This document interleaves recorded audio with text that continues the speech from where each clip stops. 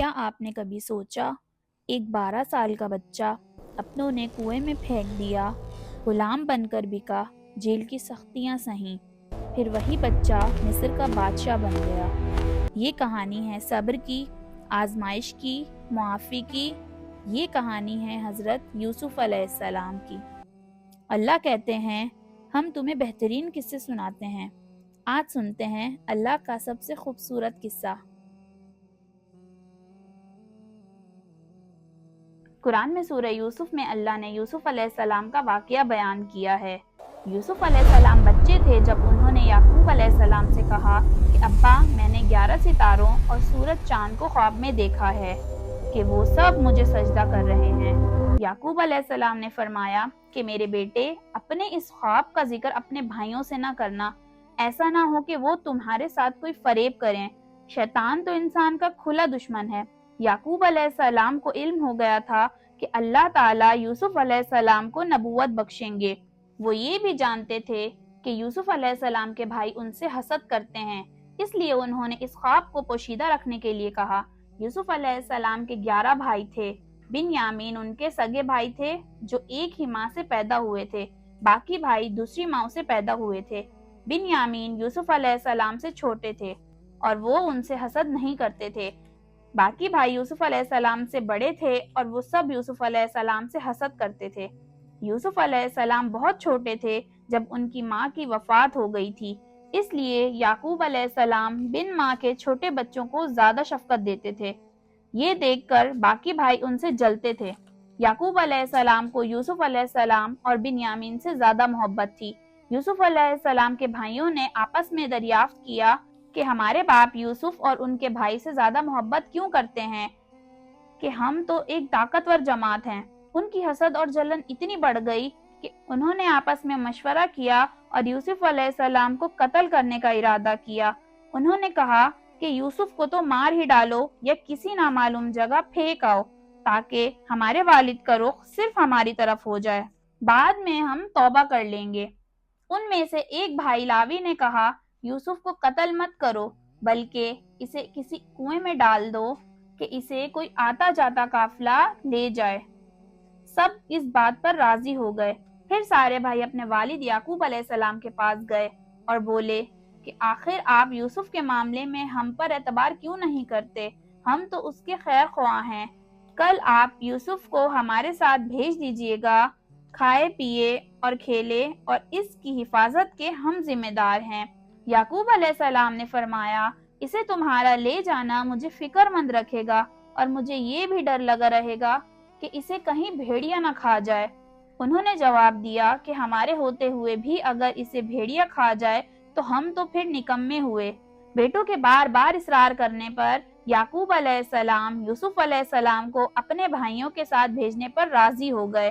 اگلے دن سارے بھائی یوسف علیہ السلام کو لے کر گئے۔ راستے میں یوسف علیہ السلام کو ان کے بھائیوں نے خوب مارا اور پھر ایک کنویں میں پھینک دیا۔ یوسف علیہ السلام کنویں میں ایک پتھر پر گرے اور وہ اس پتھر پر بیٹھ گئے۔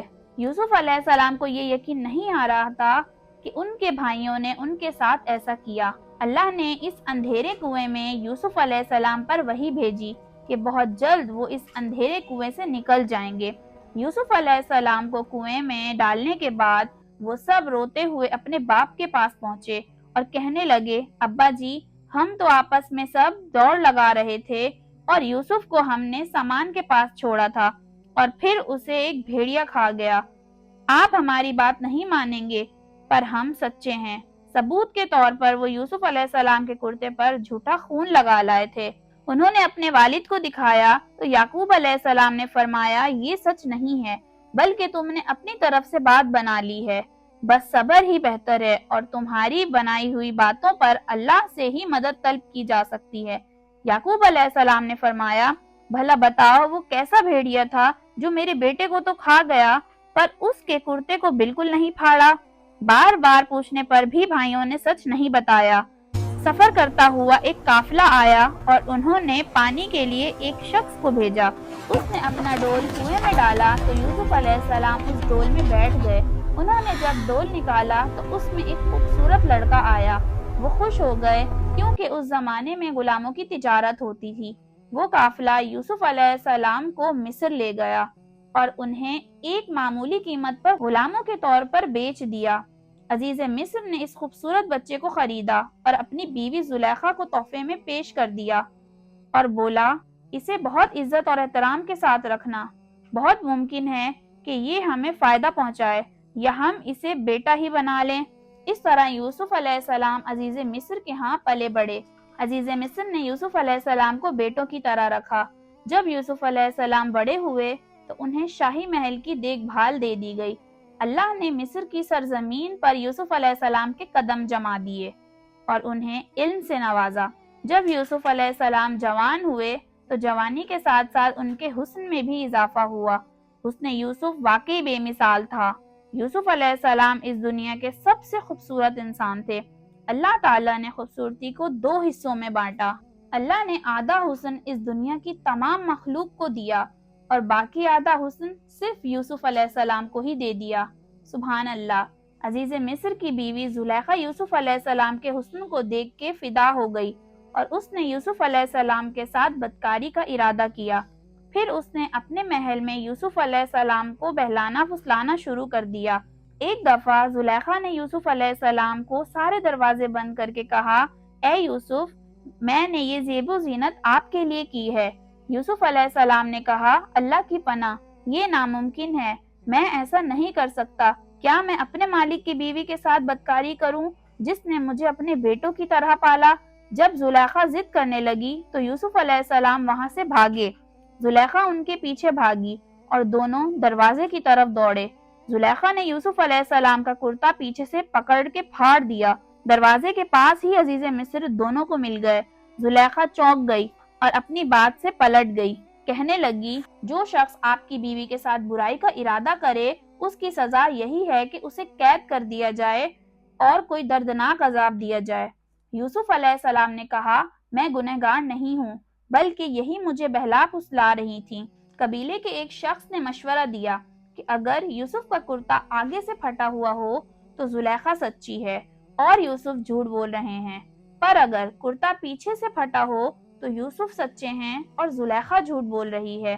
جب عزیز مصر نے دیکھا کہ یوسف علیہ السلام کا کرتا پیچھے سے پھٹا ہوا ہے تو وہ بول اٹھے کہ یہ تو عورتوں کی چال بازی ہے، بے شک تمہاری چال بازی بہت بڑی ہے۔ انہوں نے یوسف علیہ السلام سے کہا کہ یوسف، اس بات کو جانے دو اور زلیخا، تم اپنی گناہوں کی توبہ کرو۔ عزیز مصر نے اس بات کو دبانے کی کوشش کی اور یوسف علیہ السلام کو اپنے گھر میں ہی رہنے دیا، لیکن پھر یہ بات شہر بھر میں پھیل گئی۔ عورتیں طرح طرح کی باتیں کرنے لگیں۔ لوگ زلیخا کو طعنے دینے لگے کہ عزیز مصر کی بیوی اپنے جوان غلاموں کو بہلانے پھسلانے میں لگی رہتی ہے۔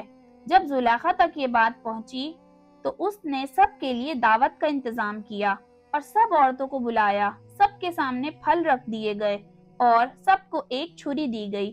پھر زلیخا نے یوسف علیہ السلام کو حکم دیا کہ سب کے سامنے پیش ہوں۔ جب شہر بھر کی عورتوں نے یوسف علیہ السلام کو دیکھا تو ان کے حسن کو دیکھ کر اتنا کھو گئیں کہ پھلوں کی بجائے اپنی انگلیاں ہی کاٹ لیں اور انہیں پتہ بھی نہیں لگا، اور وہ سب بول اٹھیں کہ یہ انسان تو نہیں ہو سکتا، یہ تو کوئی فرشتہ ہے۔ اس وقت زلیخا نے کہا، تو یہ ہے وہ جس کے لیے تم سب مجھے طعنے دے رہے تھے۔ اس کے بعد شہر کی ساری امیر عورتیں یوسف علیہ السلام کی عاشق ہو گئیں اور ہر ایک کی خواہش تھی کہ یوسف علیہ السلام ان سے محبت کریں۔ انہوں نے ہر طریقہ اختیار کیا کہ کسی طرح یوسف علیہ السلام کے ساتھ بے حیائی کر لیں۔ یوسف علیہ السلام نے اس سب سے پریشان ہو کر اللہ سے دعا کی کہ اے میرے اللہ، جس بات کی طرف یہ عورتیں بلا رہی ہیں اس سے تو مجھے جیل جانا ہی پسند ہے، مجھے ان کی فریب سے دور کر دے۔ شہر بھر میں یہ بات پھیل گئی اور تب زلیخا اپنے شوہر کے پاس گئی اور کہا، اب کیا کیا جائے، معاملہ بہت پھیل گیا ہے، اس بات کو دبانے کے لیے کچھ کرنا چاہیے۔ عزیز مصر نے اپنی اور اپنی بیوی کی عزت بچانے کے لیے یوسف علیہ السلام کو قید خانے میں ڈلوانے کا فیصلہ کیا اور پھر یوسف علیہ السلام پر بدکاری کی تہمت لگا دی۔ انہیں قید خانے میں ڈلوا دیا گیا۔ قید خانے کے لوگ جان چکے تھے کہ یوسف علیہ السلام بہت نیک ہیں۔ اس جیل میں 2 لوگوں نے خواب دیکھا اور اس خواب کی تعبیر کے لیے وہ یوسف علیہ السلام کے پاس آئے۔